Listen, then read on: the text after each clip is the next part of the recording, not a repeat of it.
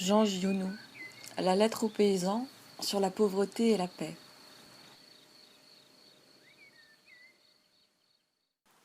Les dettes de jeu. Car qui envisage le gain doit envisager la perte.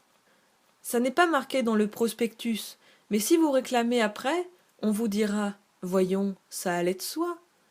On avait pensé qu'il était inutile de vous le dire, c'est si naturel. Voilà ce que vous faites maintenant. Vous n'êtes plus des paysans, vous êtes des joueurs. Voilà pourquoi je dis que vous êtes battus d'avance dans votre bataille de libération. Voilà pourquoi vous pensez à la violence, parce que vous êtes faibles et désespérés. Vous ne pouvez déjà plus assurer seul votre vie et celle de votre famille. Vous avez 600 000 kilos de blé, mais vous avez perdu, et votre blé est dans les silos. Et si cette fois vous avez gagné, soyez sans crainte. Demain, ce que je vous dis arrivera. Un jour vous perdrez. Il n'y a pas de jeu où l'on ne perd pas. Vous avez perdu, et non seulement votre perte s'est multipliée par 1000, mais vous avez encore entièrement perdu votre mise. Et cependant il faut garnir la table de la maison de tout ce que vous ne produisez plus, qui est absolument nécessaire à la vie. Vous êtes obligé d'acheter avec les décimètres carrés de papier, et l'on ne vous a pas donné de décimètres carrés de papier. Quel abaissement n'aurez-vous pas demain devant celui qui les donne? Il est le maître absolu de votre vie et de la vie de ceux que vous aimez. Et à côté de vous, un autre paysan joue les fruits et perd. Il a une grosse carte avec 300 000 kilos de pêche. Mais pour les pêches, personne ne marche, et on lui laisse sa carte dans les mains. Un autre joue les primeurs et perd. Un autre jour les pommes de terre et perd. Toute la paysannerie perd. Si quelques paysans gagnent parfois, la paysannerie perd régulièrement dans l'ensemble. Car en face de vous, à la table de jeu, il y a ceux qui jouent la grosse carte métallurgie, ceux qui jouent comptoir général de phosphate, ceux qui jouent produits chimiques, ceux qui jouent course aux armements, ceux qui jouent impôt, ceux qui jouent impôt du sang, ceux qui jouent impôt de l'esprit. Et vous êtes obligés de fournir à tous. Et du moment que vous êtes entrés dans le jeu, tout est permis de la règle du jeu que vous ne connaissiez pas bien en commençant, mais dont tous les articles cruels sortent peu à peu de l'ombre. Et quand vous regimbez, on approche encore un peu plus la lampe de la pancarte, et on vous montre avec le doigt l'article du règlement qui vous condamne. Du moment que vous avez accepté de jouer, vous avez accepté le règlement. Peu à peu, vous sentez que vous êtes pris dans les filets dont vous ne pourrez plus sortir. C'est normal que vous pensiez à la violence.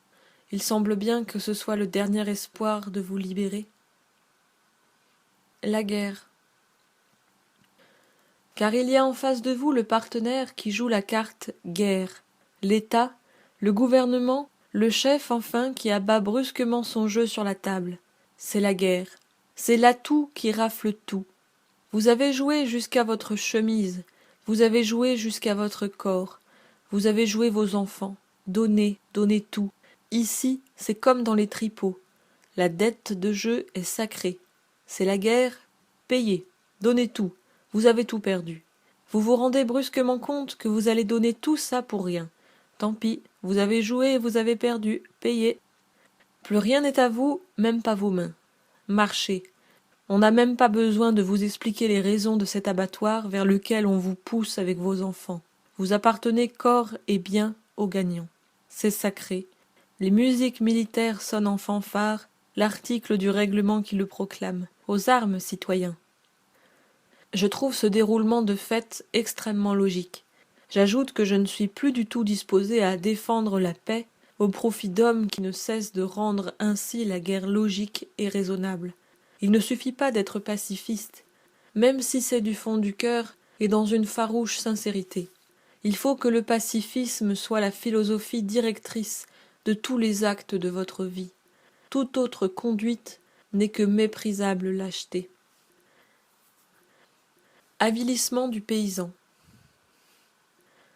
Cette année-ci, paysans de France, vous avez été mis tout à fait à bout de ressources par votre passion de l'argent.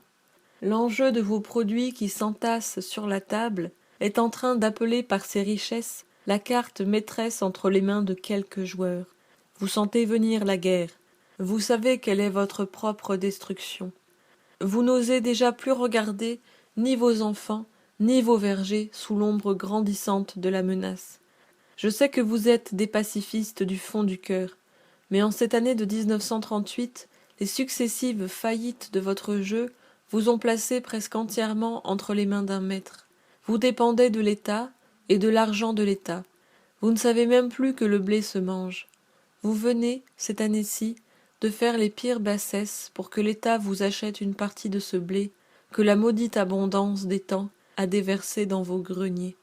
L'État vous l'a acheté. Tenez, voilà l'argent. Mangez. Vous êtes à lui comme vos cochons sont à vous. Mangez, votre auge est pleine.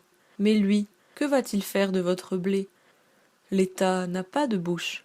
Il pourrait, dites-vous, le distribuer à ceux qui en manquent, indistinctement, par-dessus les frontières. Pour qui le prenez-vous? Donner est contraire à toutes les règles du jeu. Donner est un acte de paix. Non, l'État a décidé de transformer votre blé en alcool. J'ai été sur le point de protester. L'alcool de blé est imbuvable. Mais j'ai appris que cet alcool était destiné à l'alimentation des moteurs de tanks, et d'autre part qu'à partir de lui, les chimistes espéraient trouver un produit extrêmement toxique, capable de détruire des kilomètres carrés d'humanité. Enrichissement de la guerre. Alors, j'ai admiré la logique du jeu, et je me suis bien gardé de protester. Car il y a quelque chose de proprement admirable à considérer le travail qu'ils ont fait sur vous. Le blé qui était l'aliment de la vie, ils en ont fait l'aliment de la mort. Voilà que vous autres, paysans, pas plus que les ouvriers, vous n'avez le droit maintenant de parler de la guerre. Vous n'avez plus le droit de refuser la guerre. Ils ont fait l'unanimité. Semer du blé est devenu un acte de guerre. Et ne croyez pas que ce soit la transformation que les chimistes font subir au blé qui soit un acte de guerre. Non, l'acte de guerre, c'est quand un homme possède 600 000 kilos de blé alors qu'il lui suffit de 600 kilos de blé pour sa nourriture. C'est quand il ne donne pas ce surplus. Vous me dites qu'alors c'est beaucoup de peine 600 000 kilos de blé, et qu'il n'est pas juste de donner cette peine. La vérité, c'est qu'il n'est pas juste de prendre cette peine. La paix est la qualité des hommes de mesure.